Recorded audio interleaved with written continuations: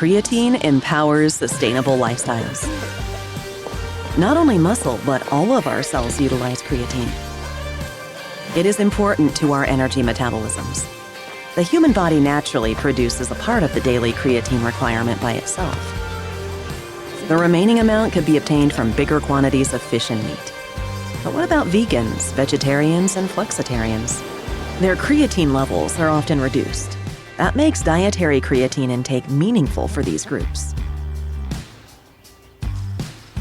More and more consumers avoid meat and dairy to reduce their carbon footprint. Look for well-balanced alternatives and diets. There's a strong demand for new smart solutions meeting these consumers' needs. So let's create nutritious products for these customers. Let's support them in living a more vital and sustainable life. Let's present an interesting approach for flexitarians, vegetarians, and vegans. Let's help reduce the environmental impact of foods. Let's offer foods with new, convincing benefits. Add the missing ingredient to your plant-based alternatives with Crea Vitalis. Our goal is as simple as it is important: to make products more nutritious and to complement the natural creatine supply for flexitarians, vegans, and vegetarians. We want to support them while they're trying to live the life they feel is best for themselves and our planet.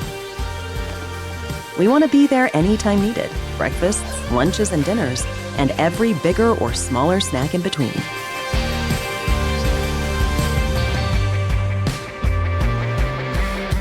Crea Vitalis is the source of creatine for the body. High-quality creatine monohydrate made in Germany. Crea Vitalis is perfectly suitable for flexitarians, vegetarians, and vegans. Think about the chances of enhancing foods with Crea Vitalis. Let's add the vitality secret of meat to your products. Spending the feeling of well-being and vitality, power and performance. A well-balanced diet for vegans or vegetarians. Let's empower your customers with your products and Crea Vitalis.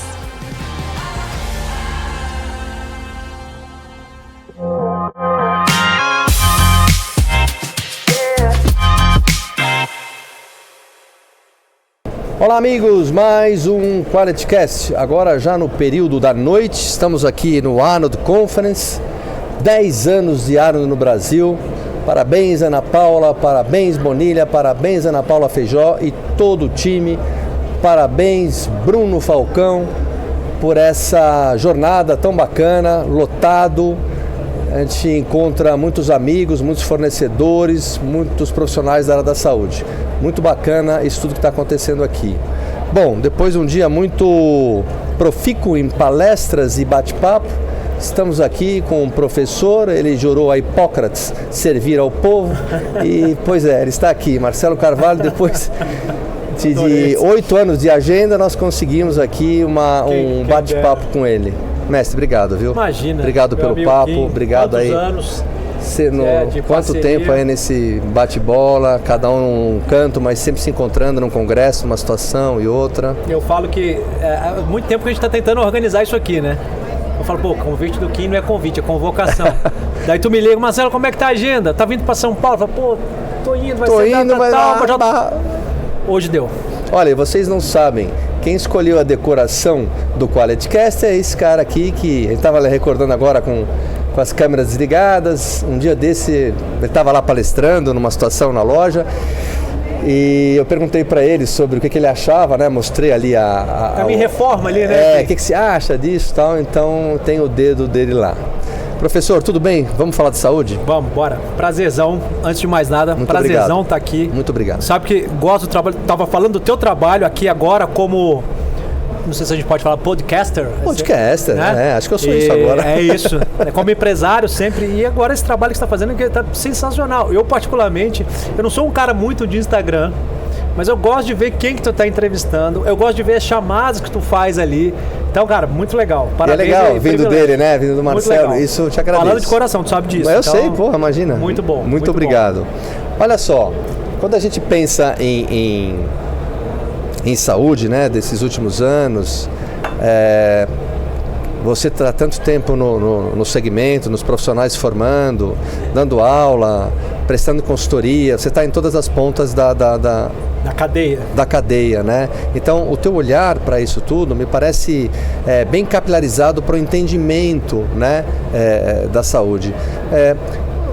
Você entende que as novas técnicas, exames de imagem, marcadores nos exames de sangue, isso é uma ferramenta que realmente deu um poder para o profissional da área da saúde, ou você ainda é mais a favor da medicina, do trabalho mais humanista e não de números? Como é que é quando você está ensinando alguém como agir na profissão, ou quando você realmente está clinicando, ou quando você está prestando uma consultoria? Isso tudo volta na sua cabeça? Como é que é esse lado humanista? É interessante você falar isso, porque eu me considero, se eu for olhar a nutrição hoje no país, dado essa evolução toda que você falou, acho que a nutrição é uma ciência nova para esse boom. É verdade. Sobretudo, eu me considero um cara old school, ou seja, um cara que vem lá dos primórdios da nutrição, ou seja, quando a coisa não tinha tomado... O Marcelo e a Firmina, da década de 40, estudaram juntos. Primeira nutricionista do Brasil. Nem tanto. Mas é que eu digo... Amigo de sala. Eu digo assim... O Marcelo colava dela. Numa época que não tinha tanto glamour, vamos colocar nutrição. Nenhum, né? Então... onde a essência era a informação e pronto. E quando a gente falava de informação, é o conhecimento técnico, e isso é uma das coisas que eu sempre valorizo e vou valorizar. E aí você falou aqui do atendimento humanista. Eu acho que a gente não pode esquecer isso, né? Hoje me preocupo quando eu vejo atendimento em escalar o consultório. Eu acho que não tenho nada contra você ter ferramentas para fazer com que você consiga rentabilizar mais como um profissional da nutrição, e as pessoas estão procurando mais um nutricionista, mas me preocupa quando eu vejo esse tipo de informação e que muitas vezes perde a capacidade de se manter humanizado o atendimento, de você sentar ali com o paciente e falar, cara, vamos lá, vamos conversar, qual que é a tua dor? Né? E você dedicar tempo. E se você dedica tempo, claro, se tu pensar ao longo das horas do dia, que elas são limitadas. Talvez você não rentabilize tanto nessa palavra como é tão colocada hoje, que é a escala. Então, voltando aqui à tua pergunta, eu acho que a gente não pode perder aquilo que já foi muito bem consolidado, que é, sinceramente, o atendimento humanizado. Por outro lado, a gente pode sim pegar as ferramentas mais recentes para tornar esse atendimento humanizado mais dinâmico, né? Mas sem perder o qualitativo também. Exatamente. Não adianta, eu, particularmente, você ter um quantitativo que comprometa o qualitativo, eu acho que a gente precisa encontrar um equilíbrio. E nesse equilíbrio das ferramentas, a gente tem que tomar um cuidado também, porque há um consumo muito grande da nutrição e tudo que envolve a nutrição. E aí você falou de ferramentas e tal. E a minha preocupação é que às vezes sai uma determinada ferramenta que às vezes não está nem tão evoluída ainda, e aquilo já cai no mercado. E vamos usar aquilo, e vamos criar argumentos para usar aquilo. Não está nem madura ainda. Isso. E muitas vezes a ferramenta, ela fala assim, agora isso aqui é o que deve ser feito. O que para trás, que muito bem consolidado, muito bem documentado, acaba ficando de lado. Eu não estou sendo saudosista, não estou só olhando para trás, eu sou mas um cara são fatos. Que sempre... Mas são fatos. Tá, entendi. Então, me preocupa quando não existe essa simbiose, né? Entre o que é clássico, o que é humano e o que é novo, contemporâneo e escalável. Então, acho que a gente precisa conversar sobre isso. Eu digo, é uma discussão que precisa andar de mãos dadas. Eu acho que com o tamanho do mercado, já que o dinheiro no nosso segmento, em todos os setores, vieram para a mesa, coisa que eles não estavam há 15 anos atrás, esse ecossistema não existia. Não existia. Era um outro ecossistema. Não existia. Não é isso? Totalmente Eu diferente. te digo isso, Marcelo, por quê? Porque hoje nós temos uma população com mais de 1 bilhão de pessoas obesas, né? Previsto para 2035, 4 bilhões de pessoas, metade da população mundial. As doenças intercorrentes da obesidade matam no Brasil 168 mil pessoas com doenças metabólicas, né? Então, quando a gente tira a foto aérea desse momento, assim, não tem freio isso, não tem, parece que ninguém consegue ligar o paraquedas desse carro tão veloz, né, que é a obesidade. E até gostaria de saber a sua opinião. É certo, é correto afirmar que o brasileiro está comendo muito e mal, né, com tudo isso? Eu estou só comparando, né? Perfeito. Eu acho que você, todo mundo aqui que está num evento como esse, a gente vive numa bolha, tá? Numa bolha, A gente vive numa bolha. É um microclima, né? A gente vive numa bolha. Eu entro ali na sala para falar de magnésio, de suplementação, qual a melhor forma, né, como que deve ser feito. Cara, isso é lindo e é importante. Mas vamos Os 27 pensar estados... no cenário macro. Vou trazer um dado aqui para a gente fomentar. Você trouxe uns dados para a gente fomentar essa discussão. Obesidade. Tem um dado da Vigitel no Brasil, 2008 para 2018. Aumentou-se em 67% os quadros de obesidade, em 10 anos, 67%. Né? Avaliou-se o consumo de frutas nesse período, aumentou em apenas 15%. Então aqui você vê uma discrepância, ou seja, a obesidade aumenta e o padrão alimentar, que teoricamente teria que ser considerado, que é considerado como saudável, não acompanha. Logo, não acompanha, a gente entende... Quanto de fruta? 15% em 10 anos. E a obesidade, 67,8%. Ou seja... Então estão desembalando mais, né? Como se diz, porque se né? tivesse um consumo significativo de frutos e vegetais, isso é uma grande ferramenta de controle da obesidade. É verdade. Existem estudos de correlação mostrando isso. Então entra nesse cenário. Então a gente tem uma população que vive fora dessa bolha que a gente está, que realmente está cada vez mais doente. Né? Por exemplo, falando do que eu estava discutindo hoje sobre magnésio. Percentual de inadequação de 75%. Ou seja, nós podemos dizer que quase que todo mundo tem um padrão nutricional que não atinge uma recomendação dietética. Quando eu falo aqui no consultório, numa aula, eu falo, ok, seu paciente tem um consumo X, você dá isso, complementa com a suplementação, por conta disso, para falar de suplementação. Mas no cenário aí fora, o consumo está associado a alimentos. Você não entrou nem qual magnésio você está falando, né? Mas o magnésio. Eu falei, aí claro que aqui eu esmiucei as formas. Sim, claro, imagino magnésio. que sim. Treonato, inositol, exatamente, citrato, bisglicinato, malato, treonato. Eu abordei um pouco do cenário, o que a ciência diz sobre isso. Mas isso, o que você está colocando é que eu vejo sim a nutrição despontando. Nunca se produziu tanta informação sobre nutrição. Você vê em mídia social quanto se produz de informação. Informação é uma coisa, formação é outra. Isso. O que a gente... E aí eu gosto de trazer um conceito que é assim, você tem muita informação pensada. Informação pensada não constrói conhecimento. É uma página do livro só, solta, né? Ali. Tá, entendi. E aquilo não constrói o conhecimento, claro, o começo, o meio e o fim. Claro. Então a gente vê muita informação, pouca construção de conhecimento. E se por um lado eu tenho muita informação, eu tenho um quadro que vai totalmente contra isso, que é a obesidade aumentar. Cara, eu nunca vi tanta informação sobre mecanismos de sobrepeso, os alimentos mais interessantes, as melhores estratégias nutricionais, medicamentos, nunca se falou tanto de medicamentos. Sempre foi falado, mas assim eu nunca vi. Inclusive eu vi um caso agora, eu não acompanho muito, uma cantora sertaneja que emagreceu muito, não sei o quê, e realmente emagreceu violentamente. E claro que os protocolos todos vêm a cascata e a galera que o Marcelo está falando fora da bolha consome essa informação, né?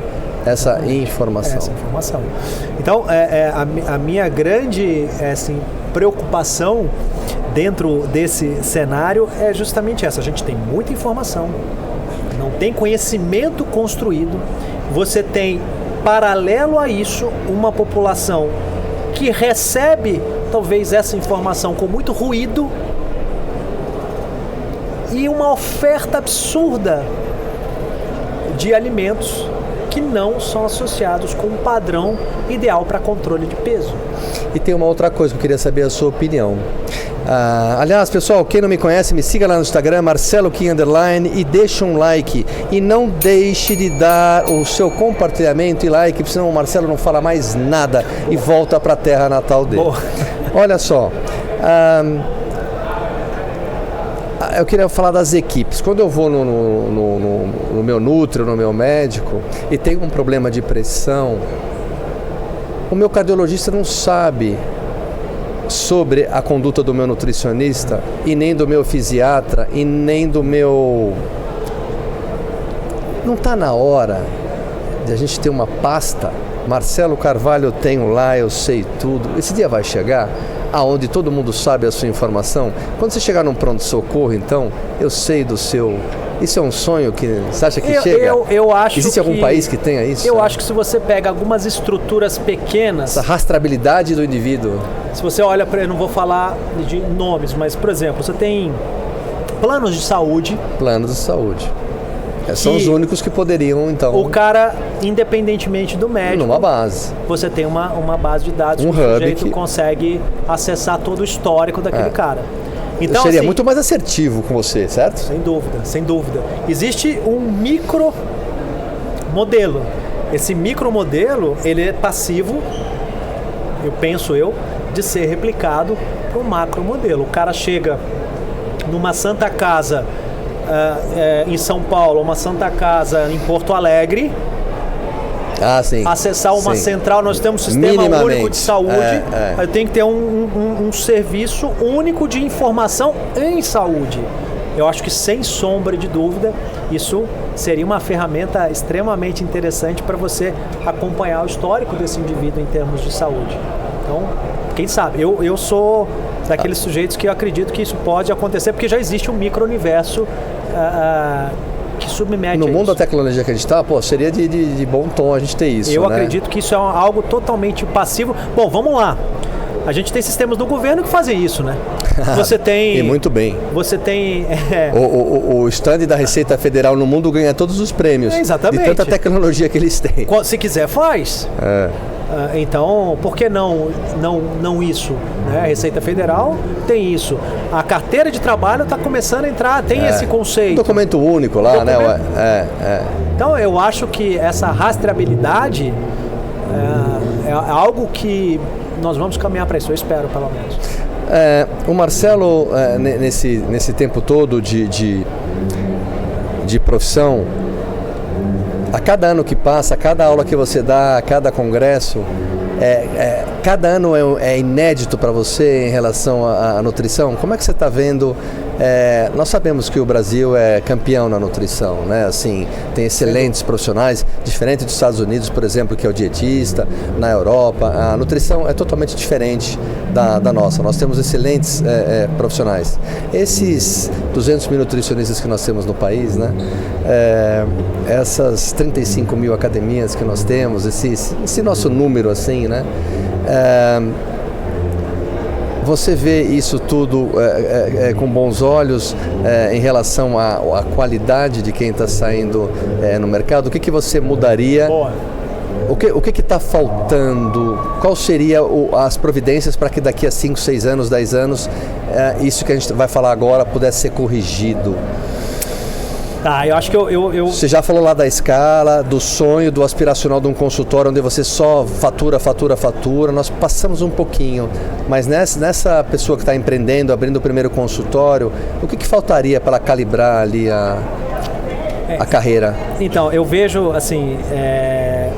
Eu sou um cara muito técnico, tá? Eu sou um cara que sempre prezou pela construção do conhecimento, ou seja, através dessa construção do conhecimento que você se torna um profissional diferenciado. Claro que hoje em dia não basta ser isso. Você precisa ter isso e saber lidar com as ferramentas para que de fato você consiga então viver da tua profissão. Só que o que eu percebo hoje em dia, que me preocupa muito, eu sou um cara que vem da aula em faculdade, aula em cursos de pós-graduação. Então, eu consegui ver toda a evolução dos alunos que saem da graduação você tem... e chegam na pós-graduação. Então, o que eu percebo hoje é que aquela gana, aquela vontade do cara aprender aquilo e ser um profissional diferenciado por aprender aquilo e colocar aquilo em prática, está caindo. Está caindo. Isso é perigosíssimo. Isso é perigoso. Eu não estou dizendo que o cara não pode pensar em ganhar dinheiro, não é isso. Não, você está separando uma coisa da outra. Mas o que eu percebo é que o sujeito, ele está mais preocupado em rentabilizar, escalar, se mostrar como um produto, do que necessariamente ser um produto de conteúdo. Então as pessoas estão deixando o conteúdo de lado e querendo a informação pronta para aplicar. Então eu não preciso mais ter o conteúdo, eu pego a informação pronta. Não preciso construir um conhecimento, eu pego a informação pronta. E eu vou replicar as estratégias para que as pessoas possam então entender que eu sou um sujeito que tem conhecimento. Esse Marcelo é bom. Olha só, vê se ele está de acordo. Vou tentar espelhar o que você está falando. Eu falo sempre isso. Eu gosto muito do Walter Longo. Ele usa uma expressão que é assim: você estudou muito e continua estudando, né? Porque não dá para parar. Então você tem um conhecimento embarcado aí dentro.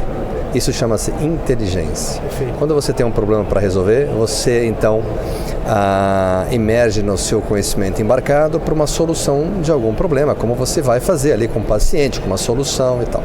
Então isso chama-se inteligência. Os jovens de hoje têm um termo que ele cunhou que chama-se exteligência. Ele consulta a inteligência externa de um Google, o que for, perfeito, para resolver o problema. Então a capacidade de raciocínio desse indivíduo é diferente do Marcelo. Totalmente. Não tô, totalmente. Não, só estamos aqui apontando se é certo ou errado a história, mas estou tirando a foto como era e como está. Isso aí. Ele não raciocina, ele tem essa, eu adorei isso, exteligência. Exteligência, é externo. E uma das coisas que eu acho que carrega comigo é que é o seguinte, é uma frase que diz: experiência não se cria, é preciso passar por ela. Ah, sim, é uma jornada. E o que eu percebo? As pessoas não querem passar pela experiência, elas querem criar. Segmentos. Em todos os segmentos. Sentar na janela. Criar. Isso aí. Eu quero ser o Marcelo Carvalho, eu quero sentar na janela, eu quero ser gerente, eu quero, enfim. Eu quero acender logo. Eu preciso viver, cara. Eu não crio. Você precisa passar por ela. E aí o que eu vejo isso é, eu não quero passar por ela, eu quero criar da noite pro dia. E isso, só que nós não estamos falando de um produto. Ah, sim. Nós estamos falando de um ser humano. A informação que vai ser dada para um ser humano em prol da performance, da saúde, whatever, o que for. Então isso me preocupa. Eu não estou querendo ser um cara saudosista, mas acho que as pessoas não podem esquecer da importância da informação, de criar o seu discernimento. Fico pensando você em sala de aula, como passar isso além da matéria, como passar isso para o aluno, né? Porque é tão profundo, isso vai de berço, isso vai... mas acho que tem que bater na tecla, né? Não sei, como é que você faz? Sabe como eu tento passar? Me mostrando empolgado com o que eu falo. Por exemplo mesmo. Eu quero, exatamente. É um jeito mais contundente. Parece. Esse dia eu estava falando com a minha esposa. O filho não aprende. É verdade. Por exemplo, né? Com a fala. É verdade. Ele aprende. Por exemplo. Você pode falar 1000 vezes, não vai adiantar. Agora, se você. Se eu vou, mas eu, nas minhas atitudes, eu como professor, falando, fazendo raciocínios, criando ligações, eu me mostro eu não gosto muito da palavra empolgação, mas motivado com aquilo. Motivado é melhor. Porque motivado é um motivo para agir. Qual é o teu motivo para agir? Meu motivo para agir quando eu der aula é fazer com que aquela informação chegue de forma mais clara. Eu tenho prazer em fazer aquilo. Então, se eu estou motivado para fazer aquilo, no mínimo o cara vai olhar e falar assim: putz, que legal isso. Se eu dou uma informação que não cria essa necessidade, essa vontade do cara de construir o conhecimento, aí ele vai falar: para quê? Então, esse é o meu trabalho como professor. Então, eu quero fazer com que o cara no mínimo, entenda como isso é importante, ele construir esse raciocínio, esse conhecimento para a prática dele. Já que eu estou nessa parte, eu vou para outra, mas eu quero que as pessoas te conheçam um pouco mais em relação a isso. Como você já trabalhou e lida hoje com a sua vaidade desse seu nome tão forte no mercado? Você já trabalhou pior com isso? Já foi mais vaidoso, mais egocêntrico? Como é que você lida com essa mochila mais pesada em relação ao que você representa? Você já deu uma delirada na maionese no passado ou nunca deu?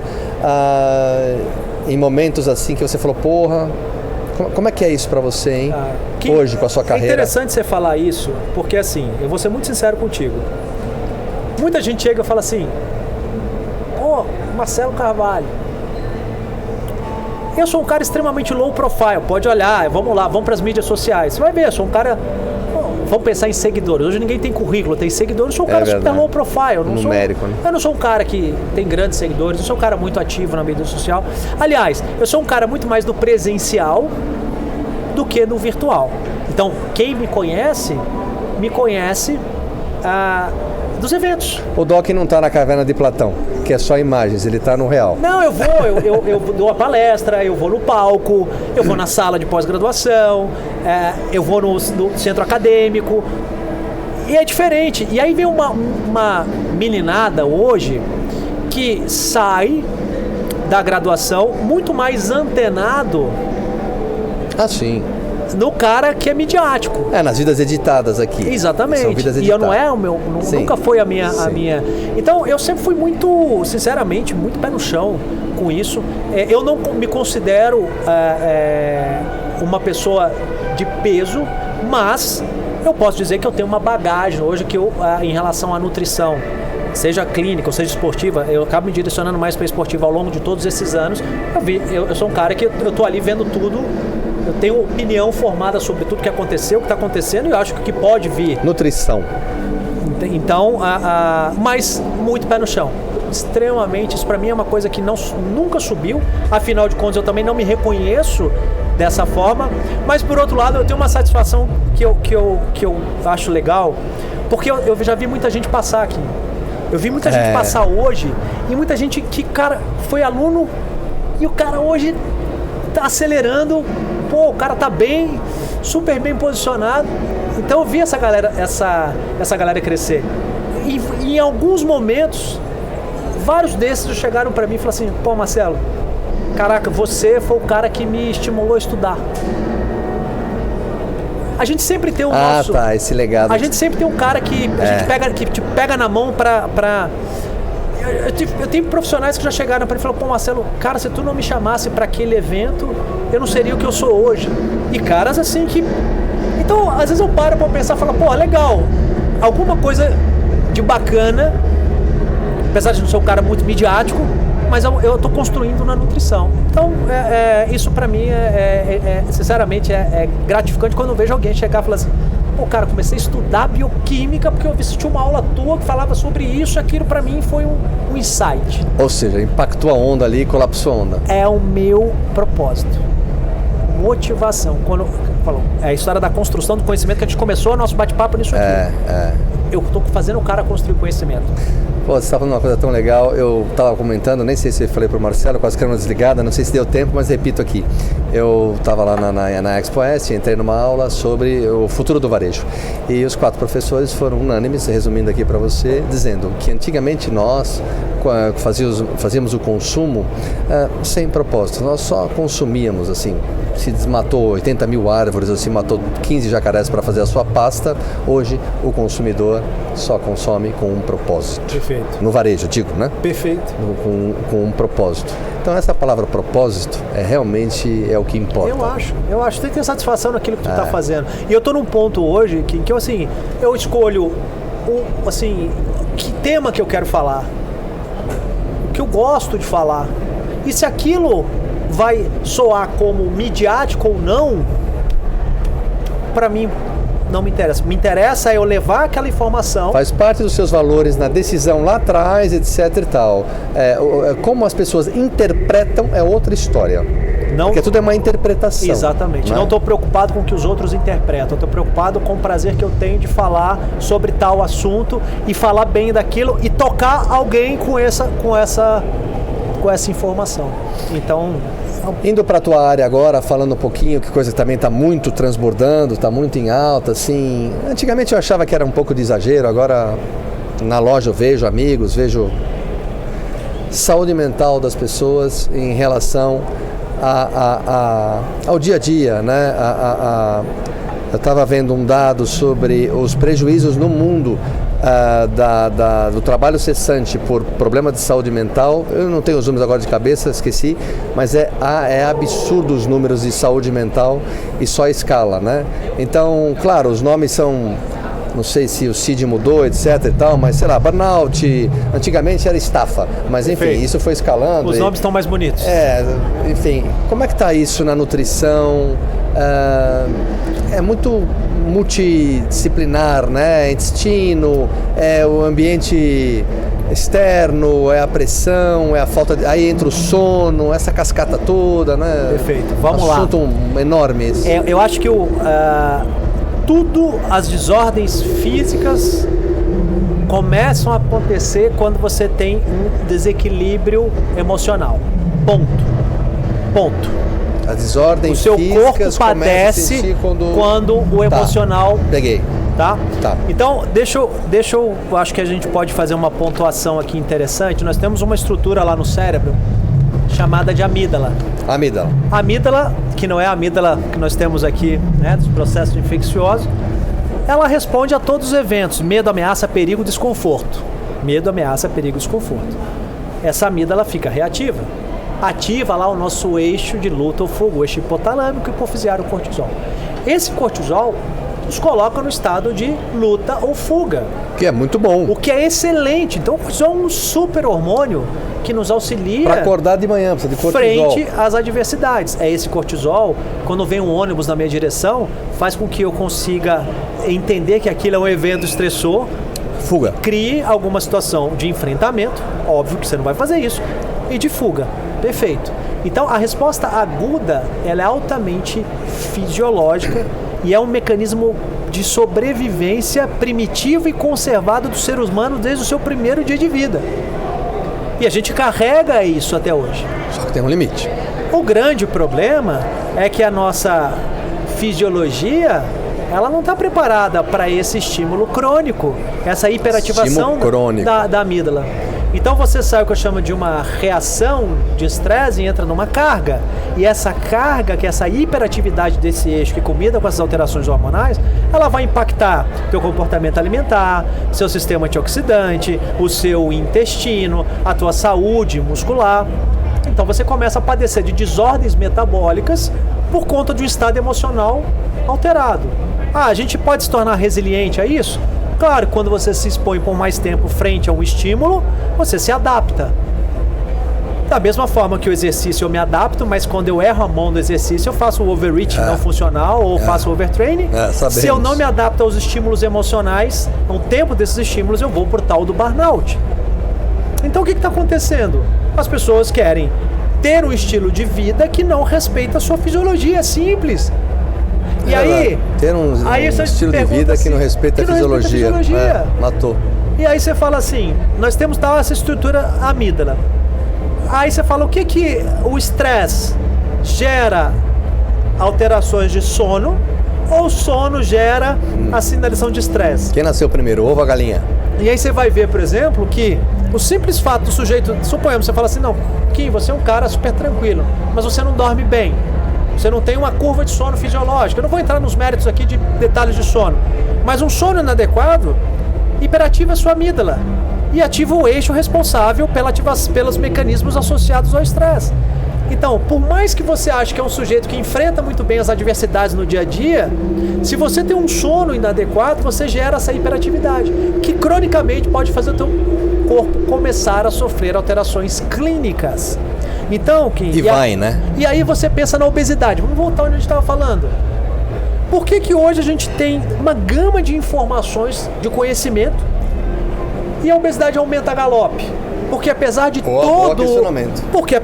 todo o conhecimento fisiológico, bioquímico do processo, nós não estamos sabendo lidar com as nossas desordens emocionais no nosso dia a dia.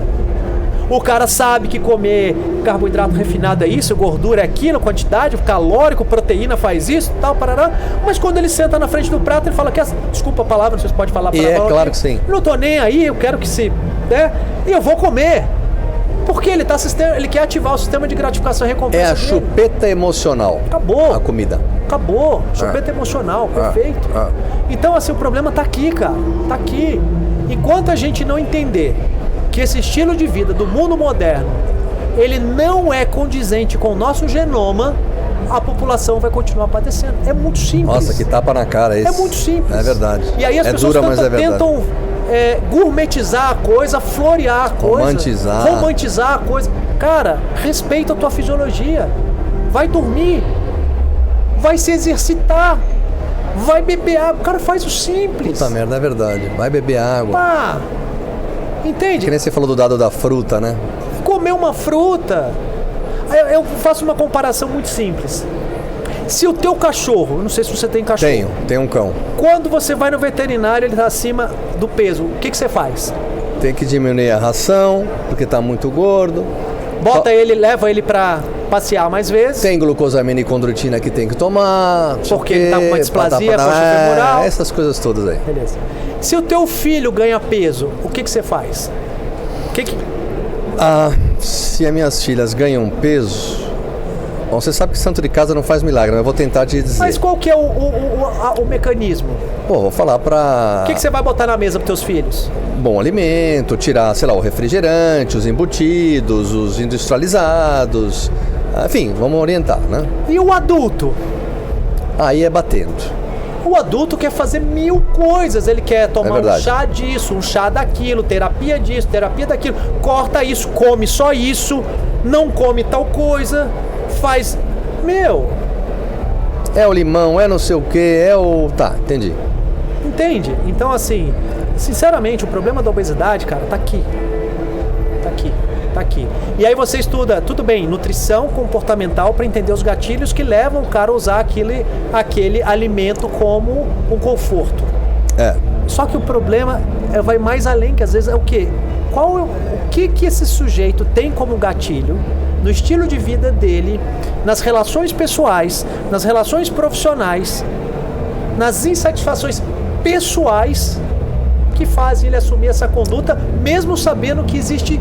Você foi longe, é verdade. Relações interpessoais... Também tem tudo isso. Tem um dado de 2014, foda, eu vou tentar lembrar aqui, as principais alterações, os principais gatilhos envolvidos em pessoas sob estresse crônico.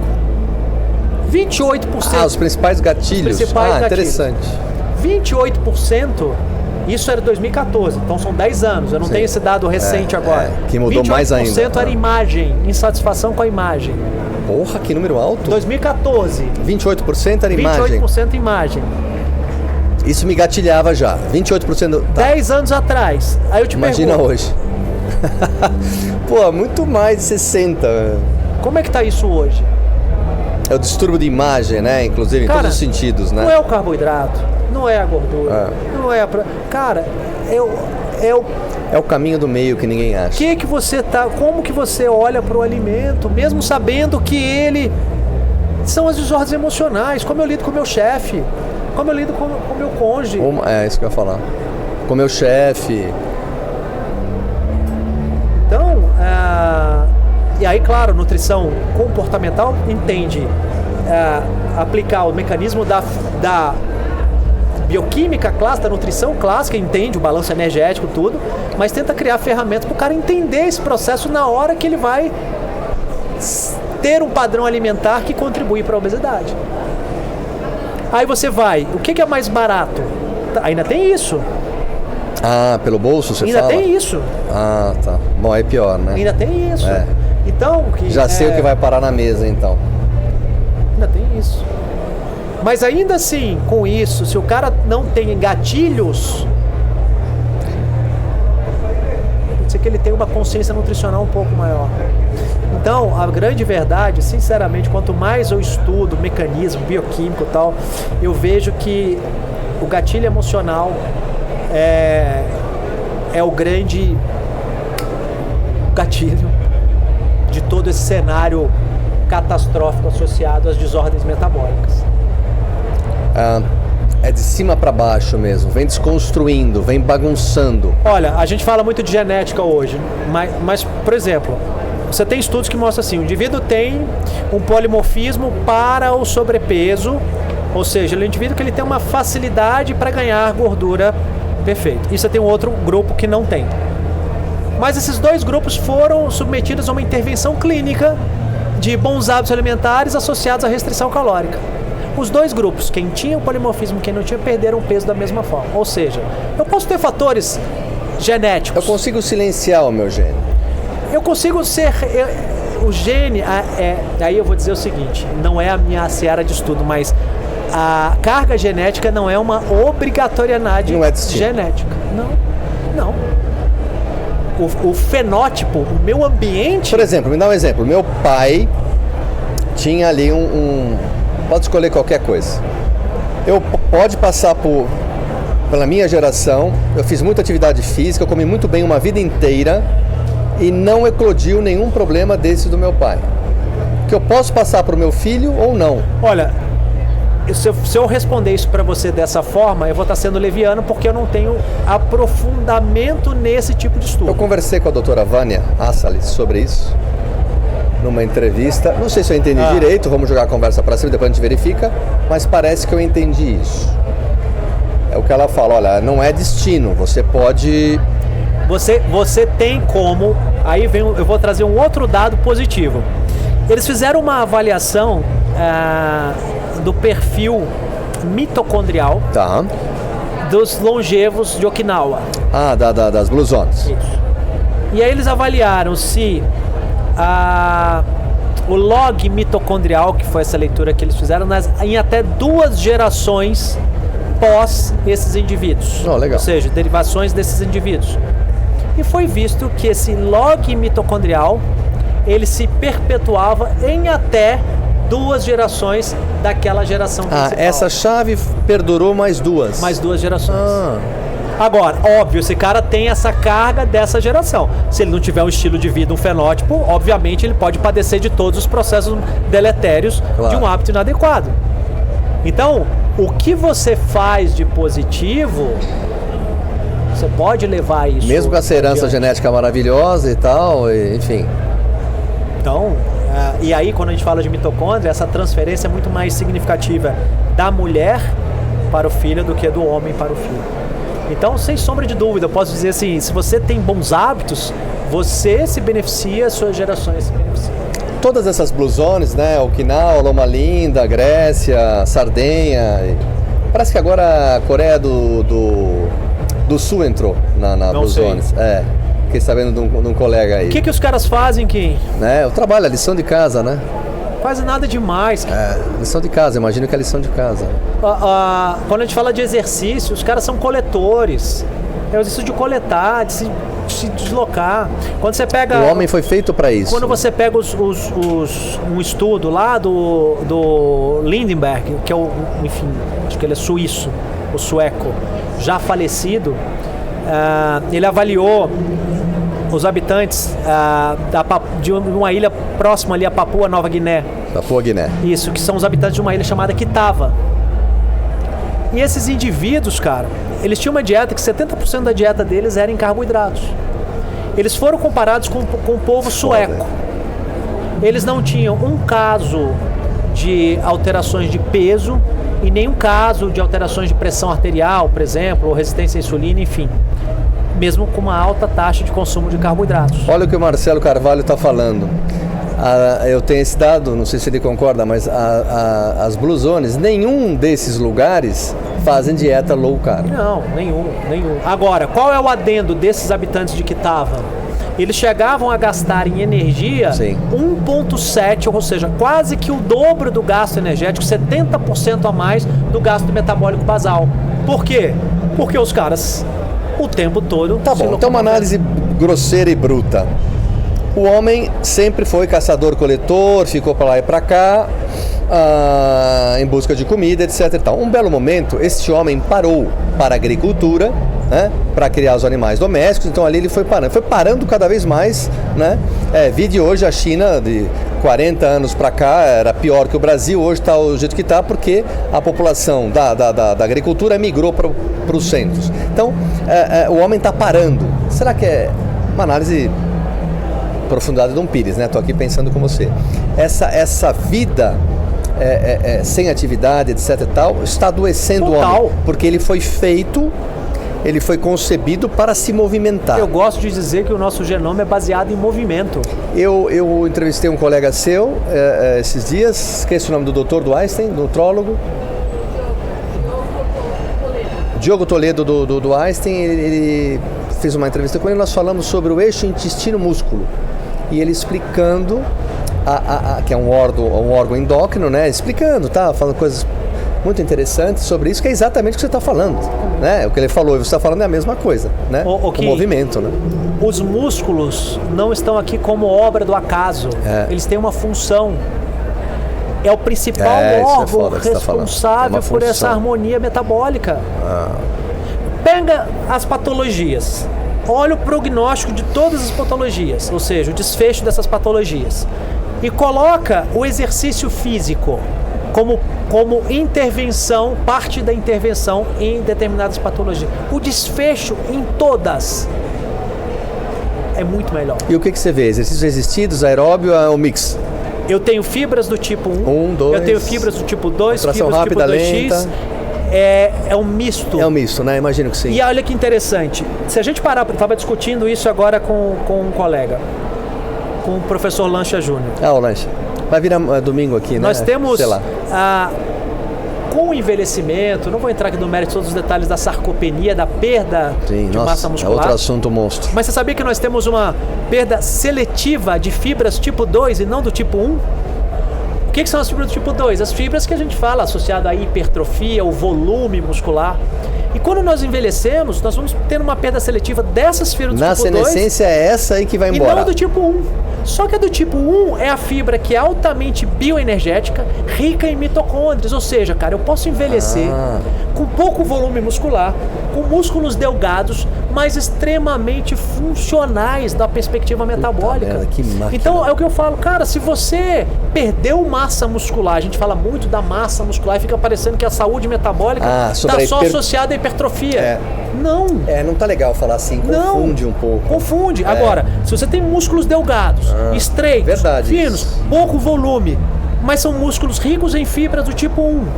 E fibras do tipo 1 são, por excelência, ricas em mitocôndria. A gente vê no oriental, numa zona dessa, né? O biotipo, o estereótipo perfeito que você está falando. Esse cara vai sobreviver com qualidade. Olha que como ser humano, como a nossa fisiologia é sábia. Eu vou diminuir uma fibra que o custo metabólico dela para se manter volumosa é mais alto, que na perspectiva mitocondrial ela tem baixa densidade mitocondrial, a bioenergética dela é reduzida, mas eu vou valorizar uma fibra do tipo 1, apesar que não ser tão responsiva no aumento da área de seção transversa, mas ela é riquíssima em mitocôndria. Que inteligência para te manter vivo, hein? E te mantém vivo. Se você sabe aproveitar isso, você fica um senhor de idade magro, delgado, esguio, que corre uma maratona 42 km, que faz uma prova com 180 km de ciclismo, mesmo com uma idade avançada. Então, é o que eu falo, músculo é importante, mas vamos tirar essa ideia de achar que é só hipertrofia. Não tem nada a ver, senhores, com volume muscular, com tamanho do seu ombro, da sua perna, não é nada disso. Não, eu tenho que ter músculos funcionais. E músculos funcionais não necessariamente são músculos com uma grande modificação plástica. Então, se eu faço o básico... Bem explicado. Se eu faço o básico, me exercito, sem necessariamente pensar da hipertrofia como uma consequência, e sim um treinamento focando essa saúde muscular. Durmo, sem lidar com as minhas adversidades sociais. As pessoas não sabem lidar com as atividades sociais. Não sabe, especialmente o jovem. Não querem se exercitar. Não quer. Ou no mínimo tiram o movimento do dia a dia. No mínimo, assim, não, vem tirando ano a ano, vem né? tirando. Ano a ano. E não se alimentam de forma adequada, não dormem de forma adequada. Aí você fala assim, tá, mas Marcelo, nem o básico, para nós profissionais de saúde falar do básico é fácil, sem dúvida, a gente tem todo o conhecimento. Mas aí as pessoas querem encontrar formas para burlar o básico. Você não burla o seu corpo. É verdade. Você não burla, tá, mas o que eu posso tomar? Porque eu tô falando. Cara, você não burla o seu corpo. Não burla, ele é muito inteligente. Você acabou de explicar agora, o mecanismo é fantástico. Ou você respeita, ou você sofre. Eu nunca perguntei isso pra ninguém, você tem tanto essa energia, eu não costumo falar disso não, mas conforme você estuda, piegas, né? Mas eu vou falar. Conforme você estuda, essa explicação que você deu assim, que o Marcelo falou tão brilhante, conforme você estuda nesse nível e sabe como funciona, você encontra Deus, né? Um criador, né? É absurdo. Porque você, né? A gente aqui só escuta, mas assim, você que tá na área, pô. É brutal. Meu, cadê o engenheiro? Exatamente. Cadê o arquiteto? É brutal. Meu. É brutal. Né? Você falou uma coisa agora fantástica. Como que a complexidade disso, mas da mesma forma que essa complexidade, todos esses mecanismos existem, eles estão interligados. Cérebro, fígado, rim, coração, intestino, músculo. É demais. A solução para essa harmonia é muito simples. Não, sim, ao mesmo tempo. Ao mesmo tempo, a solução para harmonizar isso é muito simples. É verdade. A complexidade do funcionamento é monstra, mas a chave do castelo é aquela antiga ainda. Kim, tem uma coisa que eu acho legal quando a gente estuda, que é assim, às vezes a gente estuda mecanismos profundos ali num músculo, numa célula, fala, nossa, então é assim que acontece. Mas a terapêutica às vezes não muda. Você sabe da complexidade, mas a terapêutica é a mesma. Ou seja, às vezes a gente já tem diversos mecanismos associados ali à sinalização de síntese para ganho de massa muscular, para lipólise, perda de gordura, mas a terapêutica... Mas você quer me dizer o quê? Que a clínica é soberana? Exatamente. Eu entendo o processo, mas o que eu preciso fazer para chegar nesse final? Aí é o conhecimento embarcado, não é o externo. Mas o que eu estou tentando fazer uma analogia, concordo, é o conhecimento embarcado. Mas qual que é a intervenção clínica para chegar nesse desfecho aqui que todo esse detalhamento mostrou? De repente, fazer 200 minutos de exercícios por semana. A terapêutica não muda. A gente sabe todas as vias metabólicas. É incrível isso. Mas eu vou Essa é outra pirada. Eu vou continuar dizendo para você, Kim, durma bem. Eu sei da melatonina, do cortisol, das triptofano, não sei o quê. Como que acontece a síntese de serotonina, parará, da higienização que a melatonina, que o sono faz lá no líquido cefalo-raquidiano. Porra, vindo de você, isso é pirante. Mas o que eu tenho que falar para você? Kim, dorme, cara. A terapêutica muitas vezes não muda, mesmo eu tendo todo o detalhamento do funcionamento. Ou seja, às vezes eu preciso aqui numa palestra detalhar diversos mecanismos para dizer para o cara no final, cara, se exercite pelo menos... Tem um papel de pão, eu vou te explicar isso aqui só, você faria no papel de pão. Você sabe que a filosofia explica isso como em vários assuntos que eu gosto de estudar. Já vou aqui caminhar. Doutrina do eterno retorno do mesmo. Eles dizem que tudo volta para o ponto inicial. Na filosofia é mais ou menos também, isso. É fantástico isso que você falou assim, né? Eu assim, aqui... Até, claro que você tem um conhecimento para chegar a essa conclusão. Eu acho que até assim, aqui, enfim, vou falar, mas óbvio que aqui entre nós... Cara, se gourmetizou demais a coisa aqui. A gente deu essa volta. Se gourmetizou demais para no fim das contas voltar ao ponto inicial. Eu brinco, eu falo assim, a Coca-Cola garrafa em vidro, depois veio a lata, o plástico, não sei o quê. Hoje nós voltamos pro vidro, que teoricamente... E o Marcelo colecionava aquelas garrafinhas pequenas do engradado, do porque ele já tem... Vocês mais velhos vão lembrar. As garrafinhas... E as tampinhas também ele colecionava. Exatamente. Nossa, lembro claramente disso. Mas é isso, Kim. Então, assim... Quando a gente começou esse podcast falando de dados de obesidade, histórico da nutrição... É muita informação, muito conhecimento, mas me preocupa muito o emocional. As desordens emocionais estão destruindo. E por que as pessoas têm desordens emocionais hoje, eu vejo? Porque a gente tem uma sociedade, cara, que te pressiona. Te pressiona a ser produtivo, te pressiona a ter uma imagem que... Exatamente, a ter. Eu quero que você tenha, e não as pessoas seja, mais né? resolvidas são as pessoas que são. E que, porventura, têm, porque no primeiro momento acreditam no que são. Então agora vou pegar. Hoje a gente está filosófico, eu e o Marcelo aqui, mas é isso que eu queria tirar dele, porque eu acho que ele tem. Claro que ele é um monstro aqui, se ele quiser falar sobre ele vai destruir. Não. Mas o que a gente precisa tirar do Marcelo é exatamente como ele pensa, como ser humano, etc e tal, e para vocês que estudam a área. Mas eu queria te falar o seguinte, exatamente nessa linha que você está falando, eu quero ter sem que o ter me tenha. Se você quer ter sem que o ter te tenha, seja. Né? É mais isso. Seja. Porque eu não quero que isso me domine. Então eu quero ter sem que o ter me tenha. Então né? seja. Seja para ter. E aí eu acho que eu não sou um grande pensador nesses aspectos, mas os grandes pensadores na área de inteligência emocional sempre colocam seja em primeiro lugar, que o ter é uma consequência. Então eu acho que é muito. E eu vou te falar, eu como pessoa, todas as vezes que eu pensei no ter antes do ser, eu me frustrei. Olha lá, que legal, isso é outro depoimento forte. Afinal de contas, experiência não se cria, é preciso passar por ela. É a jornada. Então, para mim, às vezes, de mais eficiência que eu pude ter como profissional, foi às vezes que eu valorizei o ser e não o ter, que eu acreditei naquilo. E hoje, independentemente do ter, o ter sendo uma consequência, eu acredito naquilo que eu quero levar. Foi o nosso papo do início. Então talvez nos meus anos à frente na profissão eu traga esse ponto de vista, que se preocupe mais com o ser e não com o ter. O ter vai ser uma consequência daquilo que realmente que você impõe a energia para ser. Claro que isso tudo antecede, só para finalizar, conhece a ti mesmo. Exatamente. Senão você não consegue ser.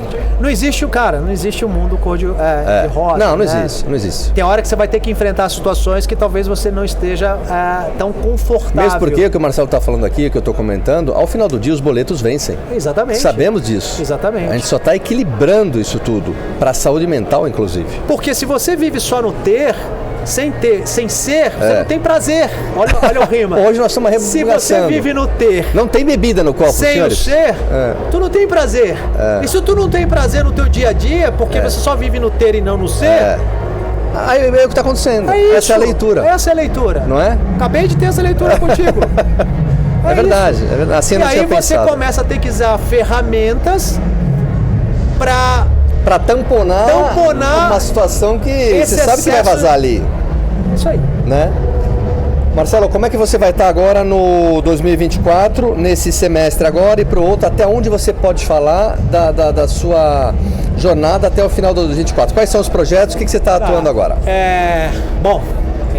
Estou com uma filha pequena, 10 meses. Nossa, 10 meses, parabéns. 10 meses e acho que... Qual o nome dela?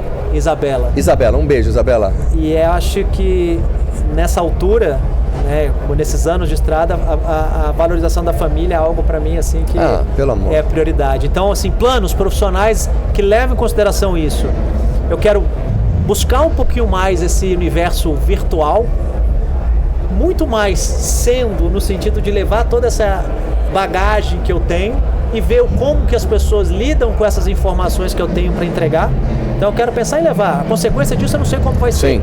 Mas é uma forma que eu tenho de não deixar isso parado e poder estar perpetuando esse conhecimento. Então eu quero desenvolver alguns projetos virtuais, continuo nas minhas presenças em congressos, Forte. A gente tem um meeting internacional de nutrição esportiva em outubro, você está lá sempre. Então a gente já está em todo o processo de conteúdo, de criação, de programação científica.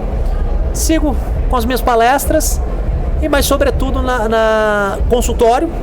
Continuo Quase nada, foco, ele dorme, viu? Acreditem. com foco, e estou tendo esse privilégio de só trabalhar com atletas de endurance. Marcelo, mas você não está deixando de atender pessoas que precisam? Sim, mas hoje eu quero ter o prazer de estar ali 100% engajado com estratégias para atletas de endurance. Então sigo com o meu consultório assim, minhas aulas, meu projeto virtual, quero ver se eu realmente deslancho com ele. E é isso. E fora aí, no mais, curtir, né, toda essa bagagem, cuidando da saúde mental e, sobretudo, estar muito próximo da família, que para mim isso hoje é prioridade. Olha, senhores, hoje eu ganhei um presente aqui. O Marcelo foi o último aqui deste dia. Amanhã tem mais, domingo tem mais. Mas a vida é muito louca, né?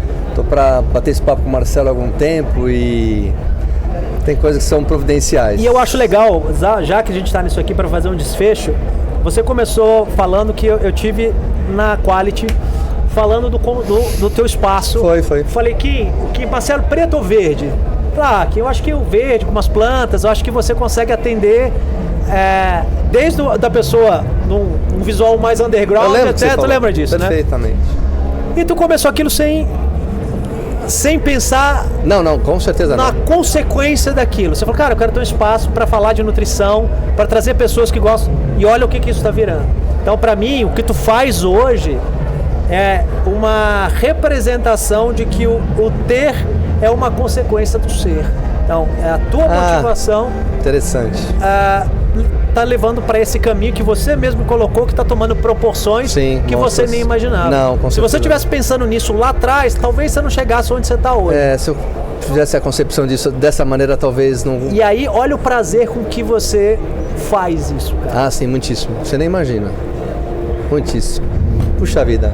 Então, é por aí. Olha, senhores, Marcelo, muito obrigado, Imagina. viu? Você vai voltar lá ainda no nosso estúdio aí para fazer uma grande com algum amigo, ou vai sozinho? Muitíssimo obrigado aí pelo As minhas idas para São Paulo, eu te aviso, a gente vai lá, bate um papo. Vamos jantar e você faz lá comigo e vamos fazer Tamo sim. junto. Muito obrigado. Eu que te muito agradeço obrigado pelo convite, que bom que deu certo. Senhores, não deixe de curtir o canal, compartilhe. O Marcelo quer bater aqui, que eu sei que ele tá precisando para relaxar. Eu tô aqui, isso aqui é uma ferramenta. Isso é uma delícia. Ó, você é outro cara agora. Olha lá, viu? Já limpou. Meu cortisol baixou na hora. Pontos na aqui, hora. Também endorfina aumentou. Dopamina. Vou dormir já. Bem melhor. Pessoal, muito obrigado e até a próxima e boa noite. Valeu. Pessoal, até a próxima. Tchau. Show.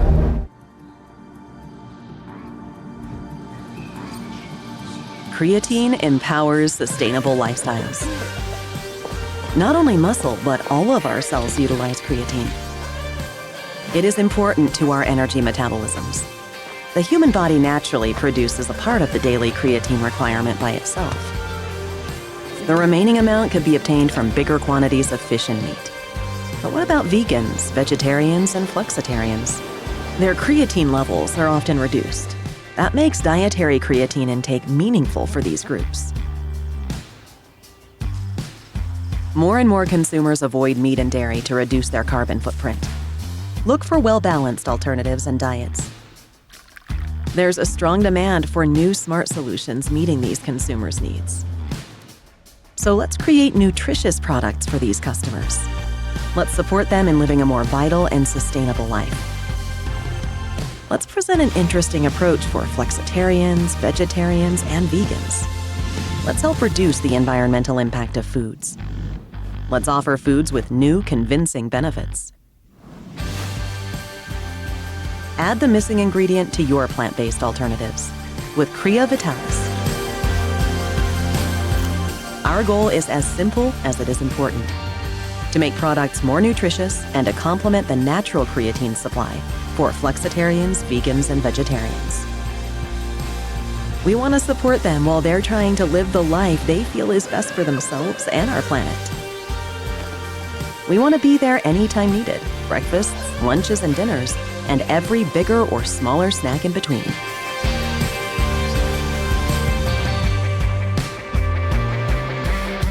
Crea Vitalis is the source of creatine for the body. High-quality creatine monohydrate made in Germany. Crea Vitalis is perfectly suitable for flexitarians, vegetarians, and vegans. Think about the chances of enhancing foods with Crea Vitalis.